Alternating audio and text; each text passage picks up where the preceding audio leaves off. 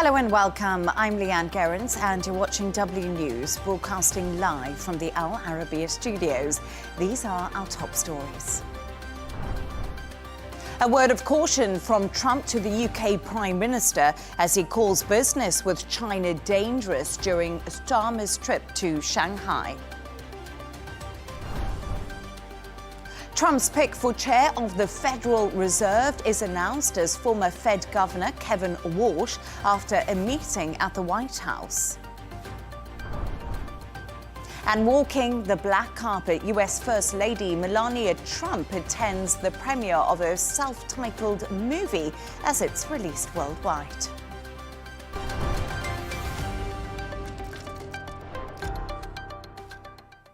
British Prime Minister Keir Starmer's three-day visit continues in China today. The trip marks the first time a British Prime Minister has visited Beijing in 8 years.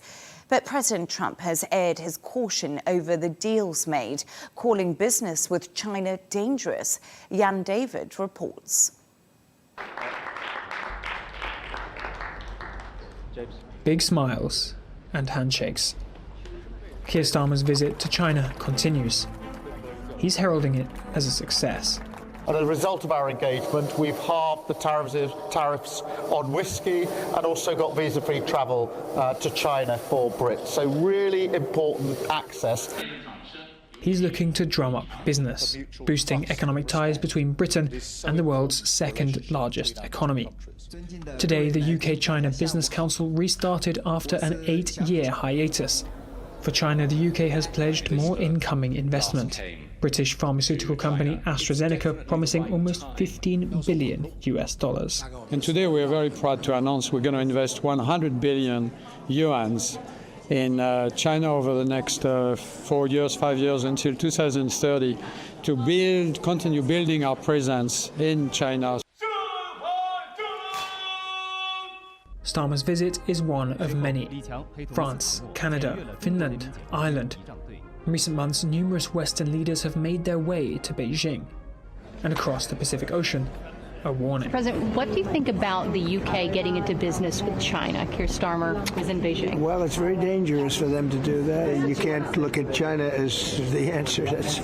I know China very well. I know President Xi's a friend of mine. I know him very well, but that's a big hurdle to go over. Western allies are now looking east, hoping to hedge against a more unstable Washington, D.C. For Starmer, a balancing act, as he hopes to improve relations between Britain and Beijing. Jan David and Arabiya English.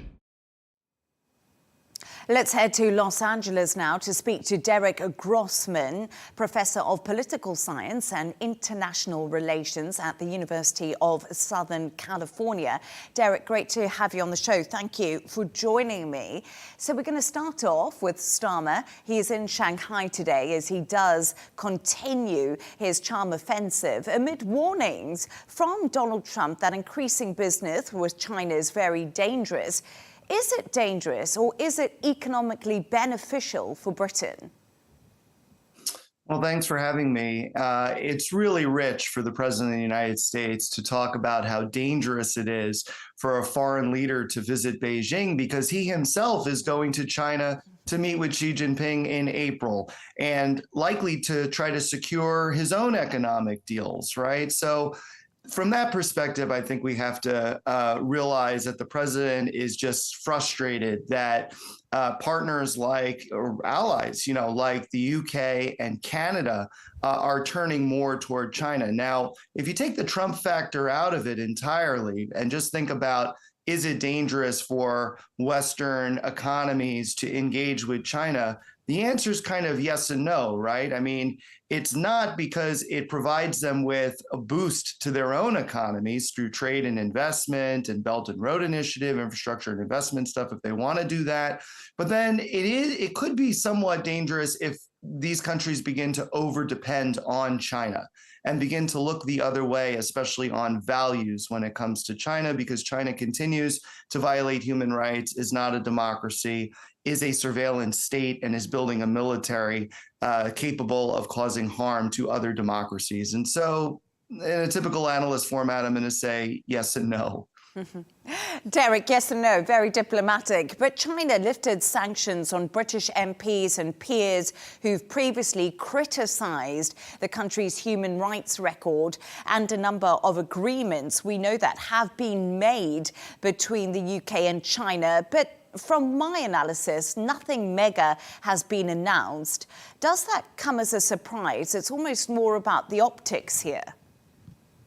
It doesn't come as a surprise to me because the UK and China are just beginning to reset their relationship. And so you do some of the low-hanging fruit first before you get to some of the more substantial deals down the line. And so for China to make that move vis-a-vis the MPs, it's a signal, a very strong signal that China is willing to engage further.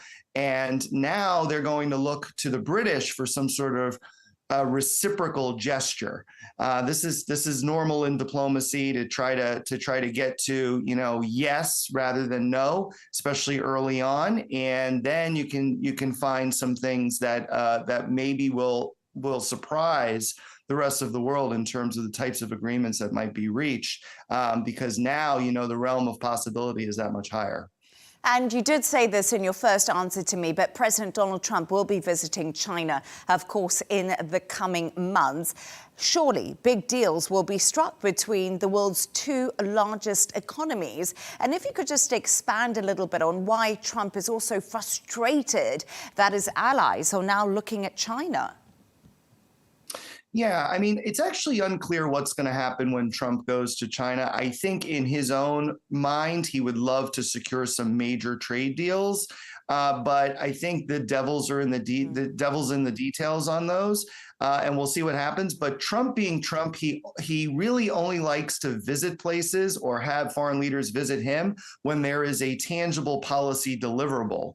We're seeing this across the board in places like India and Indonesia with some of these trade deals and reciprocal tariff deals, right? So I'm not sure Xi Jinping's willing to give him a major policy deliverable in that regard. So, I mean, I think the trip's going to happen because Trump likes Xi and wants to be more like Xi. But I think there's this other factor, which is there's got to be something in it for me personally and for the United States to go forward. And I think when it comes to Trump's view of Canada and the UK, it's just frustration because obviously we're pushing them into the arms of China. And he doesn't really have a good answer for why that's happening. I mean, the answer is reciprocal tariffs, right? And mistreating allies and partners around the world, not treating them with respect. We saw how he acted at Davos a couple of weeks ago and talking about how the British hadn't, provided enough to NATO and that NATO would be nothing without the United States. Those types of comments do not go over well at all, of course, in Europe and elsewhere.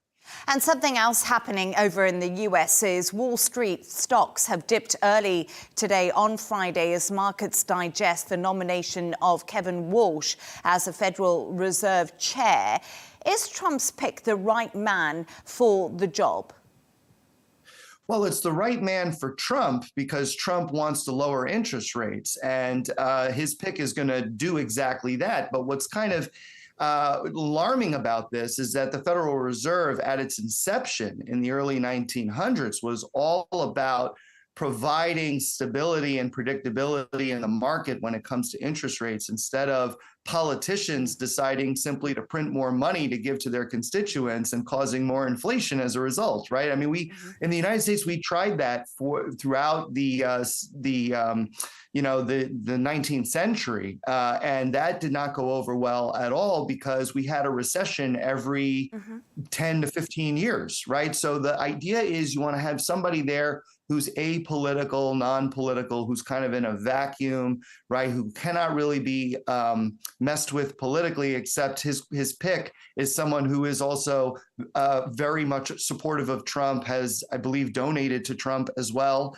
or someone in his immediate circle at least has donated to Trump. So there's a clear political connection here, and that I think is worrisome over the long term. And actually, Derek, just before we did come on air, India's Modi and Venezuela's Delcy Rodriguez have agreed in a phone call to deepen ties between the two countries. Does this come as a surprise when it comes to India and Venezuela? I don't think so, because India's foreign policy is very much about engage everyone all the time, right? Except for maybe Pakistan, because that's their arch enemy on their border. But generally speaking, India tries to engage with everybody. And if there is a change in regime, India is usually pretty wise in engaging with the new leaders of that regime to maintain relationships. Sometimes they're a little bit slower than in other times. I mean, for example, when the Taliban took over Afghanistan back in 2021, it took a couple of years for India to start to cultivate ties with the Taliban. But generally speaking, this is something that is very normal in Indian foreign policy, and I expect it to continue, even though it could maybe ruffle feathers, in Washington or elsewhere. Derek Grossman, as always, thank you so much for joining the show. Thanks. Take care.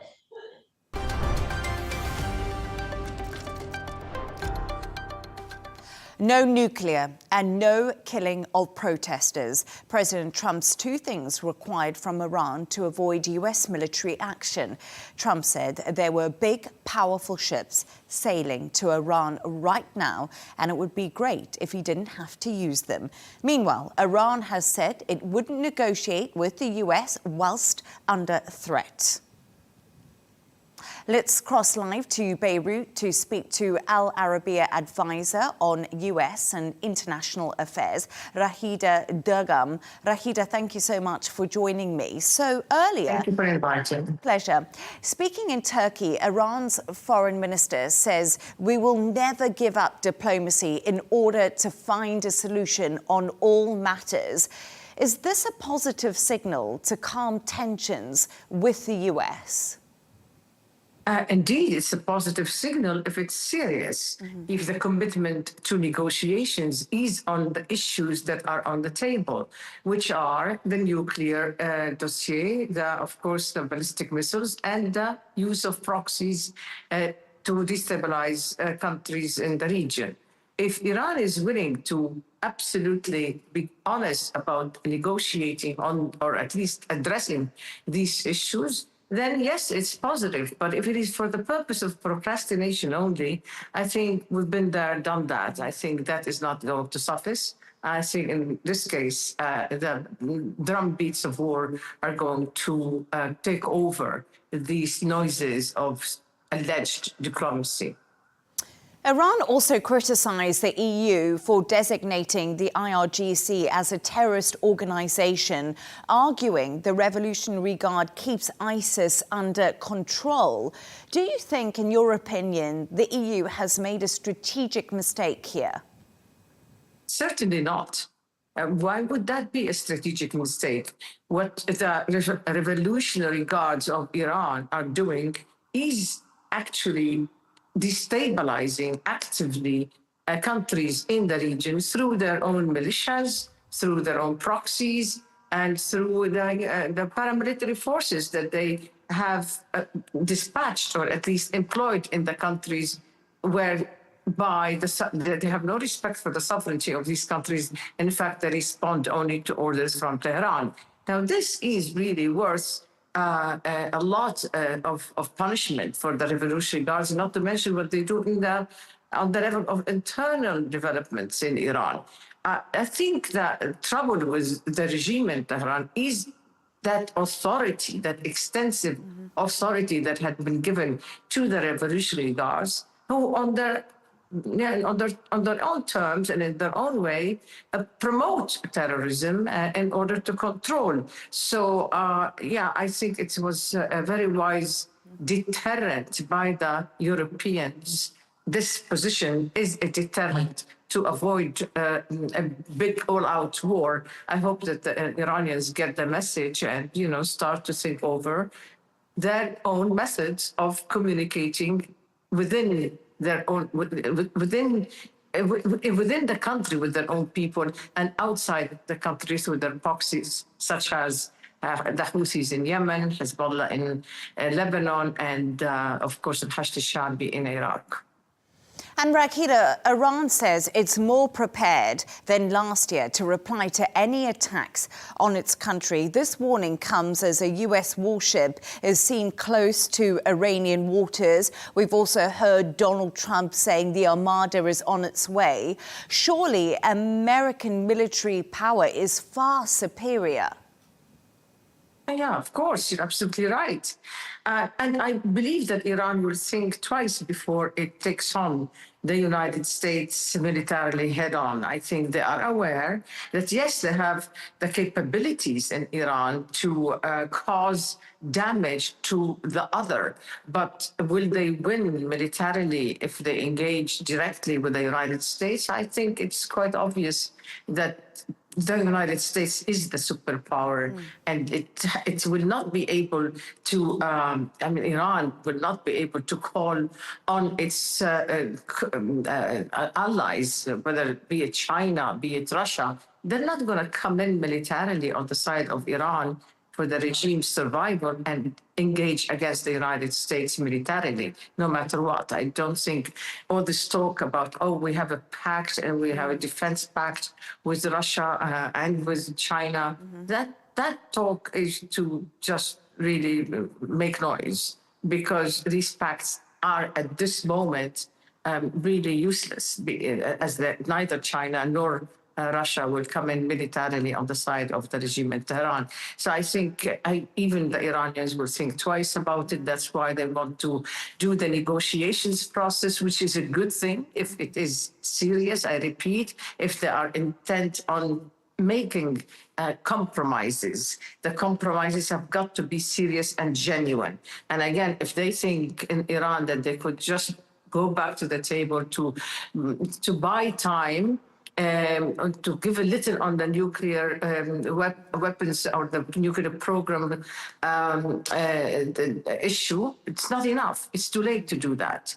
Now, squarely, and as Steve Witkoff, the envoy of the President of the United States, said, we have these issues on the table. We have the nuclear program and nuclear ambitions. Of course, it is to stop the oppression inside Iran. And of course, there's the ballistic missiles that have got to be limited and stop the proxies or stop supporting the proxies as they destabilize countries in the region. Raghida, Dergham, as always, brilliant to have you on the show and your analysis. Thank you very much. Thank you very much.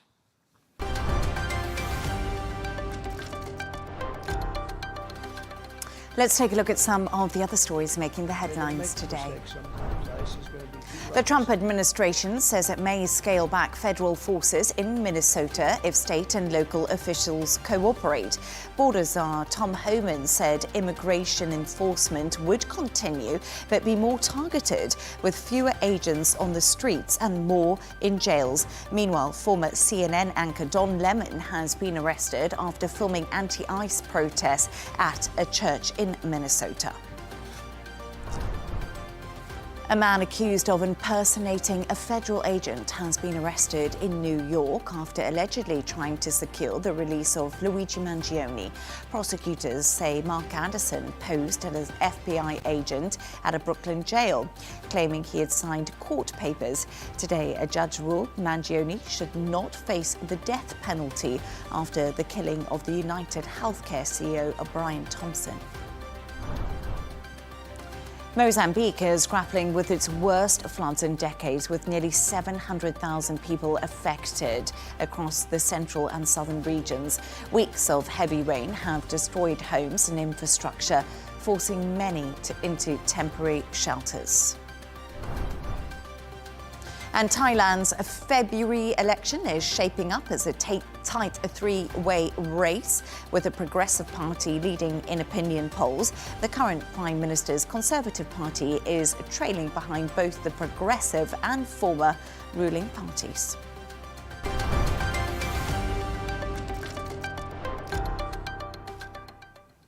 Come to Kyiv if you dare. That's the message from Ukraine's President Volodymyr Zelenskyy as he invited Russia's Vladimir Putin for talks on his turf.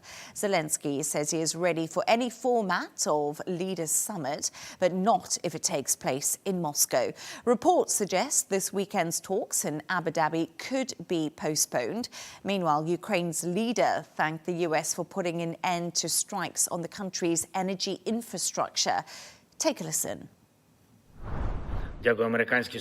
I am grateful to the American side for their efforts to halt the strikes on our energy infrastructure at this time, and we hope the United States will be able to secure this. There is a statement today from the President of the United States. The real situation at our energy facilities and in our cities tonight and in the coming days will show the results. As before, the situation remains most difficult in Kyiv, especially with heating issues. More than 450 residential buildings across several districts in Kyiv are without heat, most of them as a result of these strikes. Let's go live to Kyiv to speak to Ukrainian MP Keir Rudik. Keir, thank you so much for joining the show this evening.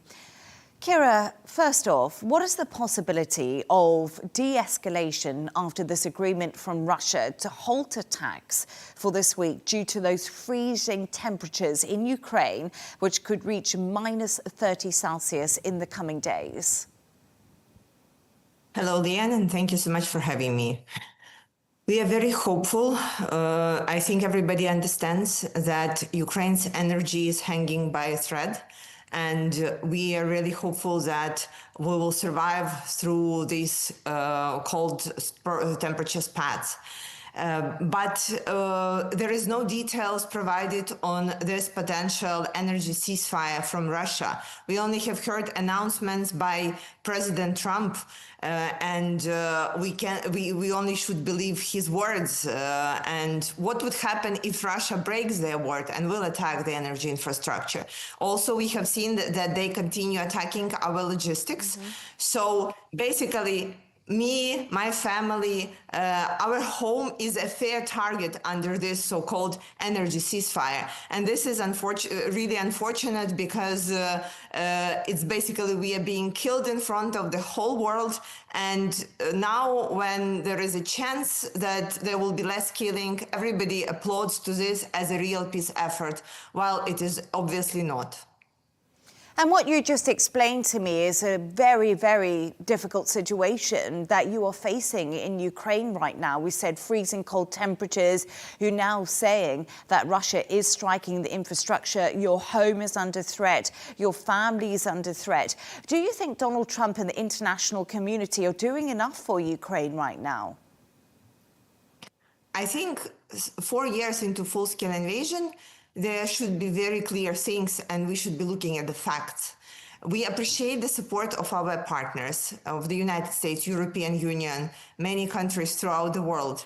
However, there is not a simple solution that you can talk to Putin and end the war. And the solution is and always have been to strengthen Ukraine, to weaken Russia, and then bring the war to end. Unfortunately, we see that we are on the way to that, but we are not there. The sanctions on Russia still are not working 100%, and still there are so many ships of the Shadow Fleet that are free to sail throughout the world and sell Russia's oil products. Europe decided to ban Russia's natural gas until 2027, which is still a year and a half, well, almost 2 years to go.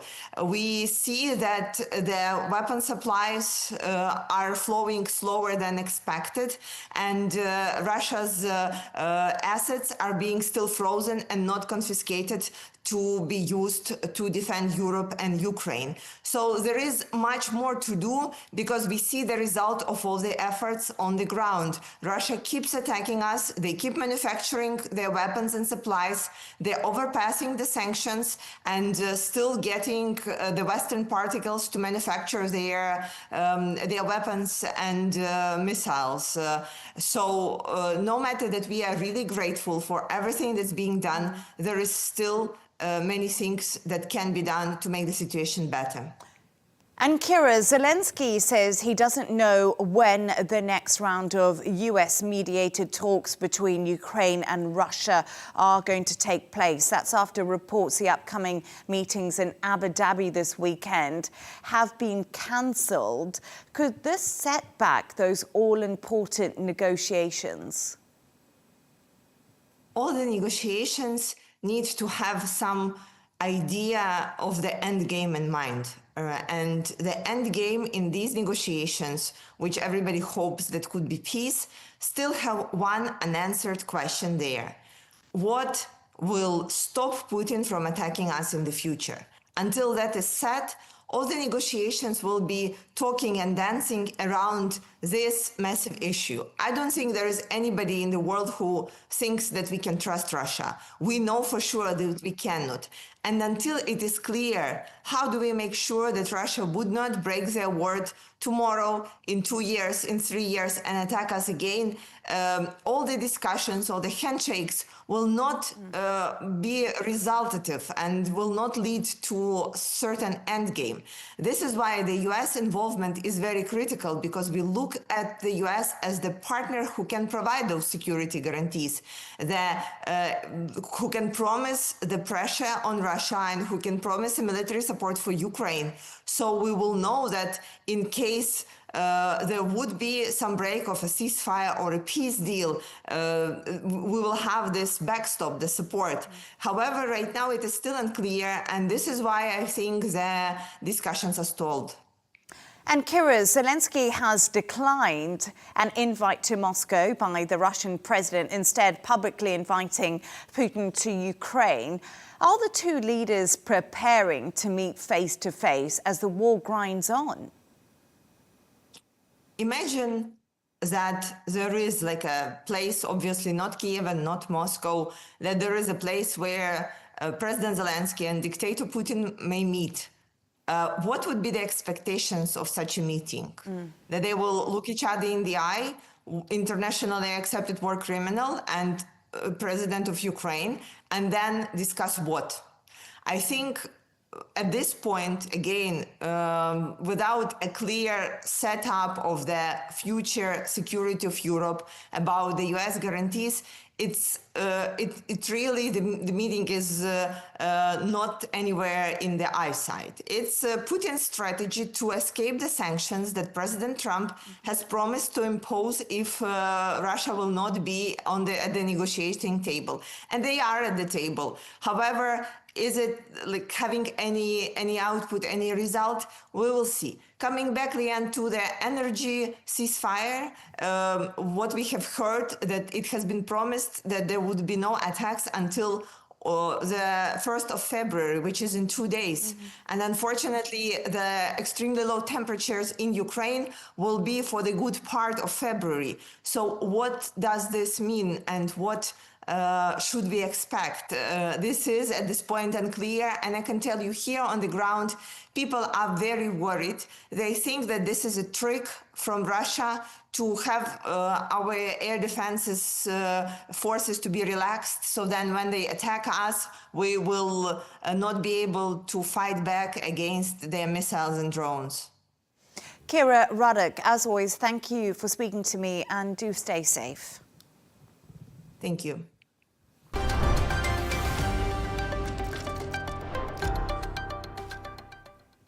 Let's take a look at the top business news now. Elon Musk's SpaceX and xAI are in talks to merge with Starlink Satellites, X Social Media, and Grok AI SpaceX, which might also include Tesla in the deal. Plans to go public with a valuation likely above $1 trillion.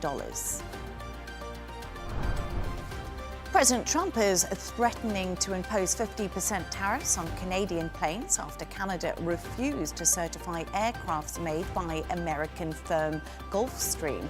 The latest warning follows Trump's remarks that a 100% tariff will be imposed on Canada if it struck a trade deal with China. Turning to all the sports news now, and the big story, Novak Djokovic has beaten Jannik Sinner in the semi-finals of the Australian Open to make it all the way to the final. He'll face Carlos Alcaraz, who fought through a leg issue after beating Alexander Zverev. And Anthony Joshua has paid tribute to his two close friends who were killed in a car crash in Nigeria last year. In an emotional video, the 36-year-old boxer, who sustained minor injuries, said he had been through a tragic and traumatic time.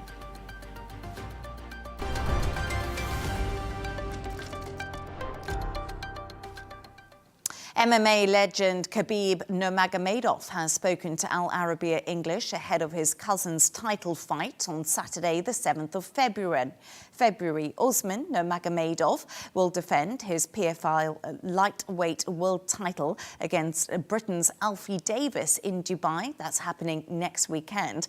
I caught up with him to ask him his predictions and if he missed life inside the cage. Take a listen. Khabib, thank you so much for your time. As we know, you've stepped into a leadership role now. What do you miss the most about fighting and being in the cage? Honestly, almost nothing. I was there a long time, like professional fighter, 12 years. I was on top, I was a champion. I feel all energies. Like when I miss some competition energy, I just can go to the gym, I can fight some best fighters in the world. You know, and in my weight classes, even above, you know, and for these kind of things, I'm fully good. And we were just hearing from some of the guys who came before talking about training camp with you and you being their coach, and they said that you just pushed them. They say I'm nice? No, they said they were almost dead when you were training them. There was nothing left and you kept on going. You're pushing them to the max. That's why they are best, because we push limits, you know. We're not here to just compete. I just want everybody become the champions. They take all belts, and if you want to become the best, you have to train like a best fighter. You know, you don't have choice. You know, when we have so many facilities, so many good opportunity, we just need to train, eat, sleep, repeat, and that's it, you know. That's why I push them to the limit. They're going to the nightclub. But just a quick one. What keeps you so motivated and so engaged? Best motivation for me when they happy. You know, I just want they become happy, they become champions, they become successful on this life. And I have this kind of opportunity, and I just want to share with them. This is what keep me on track, if we can say. And of course, we've got this big fight coming up between Usman and Alfie, obviously happening in Dubai. What's your prediction? My prediction, Usman have to finish him second or third round. This is what I think. And you love football. I just wanted to ask one final question on football. Are you still playing football? How's that going? Who's your favourite? Who's going to win the World Cup? I think Spain or France. I think Spain or France, they both, for my opinion, they both favorites on this. Maybe it's Portugal too, because Portugal have very good young team. Portugal can win, but my two teams is like, I think they are not my favorite teams, but I think Spain or France. Thank you. Thank you so much.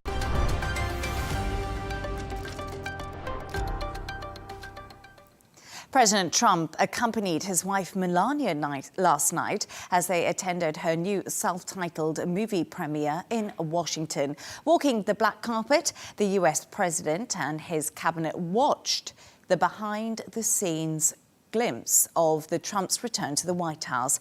It details the 20 days leading up to his second inauguration through the eyes of his wife. Here's what we can expect.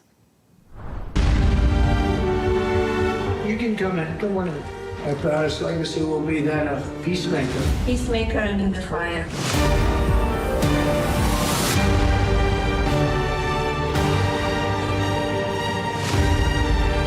Beautiful. Together With like-minded leaders, we have a voice.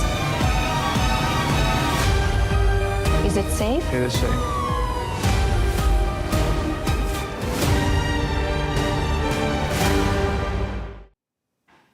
Let's get the thoughts and opinions of showbiz reporter Stephanie Takyi. Stephanie, there we go. We finally get to see a glimpse into the life of the First Lady. But let's get to business. How much money is Melania expected to take from the documentary? Well, let's not beat around the bush here, Leigh-Ann. Throughout the whole week, there's been so much talk about the lack of sales to go and watch this documentary. So far, it's been confirmed that they've taken $1 million in pre-sales, but for its opening weekend, it's only projected to take $5 million, which is pretty low because Amazon MGM, they've signed to have the exclusive rights of this documentary for $40 million. Plus, they've spent $35 million on marketing it. So altogether, it's been a $75 million project. And for its opening weekend to get $5 million, that's not enough money to replace how much has been donated or been paid to get this project off the ground. But Melania will be laughing all the way to the bank because she will be taking $30 million of what Amazon have paid for this project. And I find it fascinating because right now, Stephanie, we're just watching the trailer on our channel. It is so well done, isn't it? It looks absolutely beautiful. Donald Trump claims that the tickets are selling fast. You've just told me that sales haven't been going well at all. So this opening weekend, what are the projections? Is it not going to be anything to celebrate, really, for Melania? I don't think it will be a big celebration for her. And Donald Trump said, oh, it's been hard for ticket sales following COVID, but there are some big blockbusters in the cinemas right now, including an action movie from Jason Statham called Shelter. There's also an 8 film called Predator at the moment, which is out. So there's big films out at the moment. And I think, you know what, when it comes to these political documentaries, they just don't do well. So if it's being projected for $5 million, I think that's going to be a very low turnout of people coming to see it.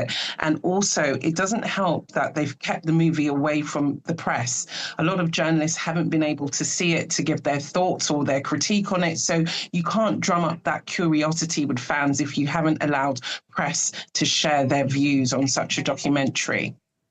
And it's really interesting because we're just talking about a documentary and it being political, but a lot of people have said Melania's film actually appears to be apolitical.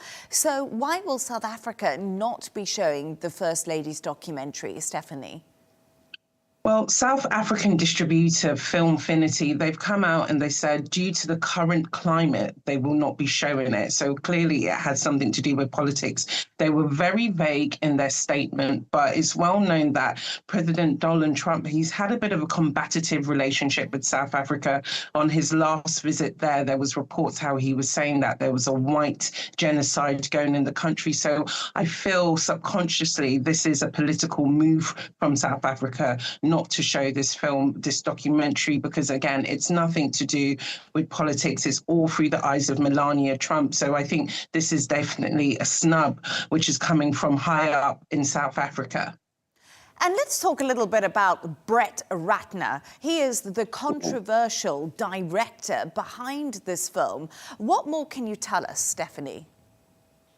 It's a weird choice, Leigh-Ann, that they decided to go for this director. You know, they could have got someone who's well loved in Hollywood, but they decided to go for this controversial figure, Brett Ratner. This is his first feature in 12 years. He moved to Israel following multiple allegations of sexual misconduct on set from so many women. So, you know, he hasn't got a good reputation. And on Rolling Stones magazine, they've said that at least 2/3 of the crew who worked on this documentary, they've refused for their names to be used in the credits. So it doesn't say much of Melania to use a director who has been accused by multiple women of sexual assault and sexual misconduct. So I think this does the documentary no favors, and it's not going to help with its sales or people's interest in it because people see it as a cosign for a really disgraced director. Stephanie Takyi, I must say something. I always love to watch what Melania is wearing, and we do get a little bit of sketches and how her fashion is all panned out. So that will be quite interesting to see. But Stephanie Takyi, as always, thank you so much for joining me. Thank you so much.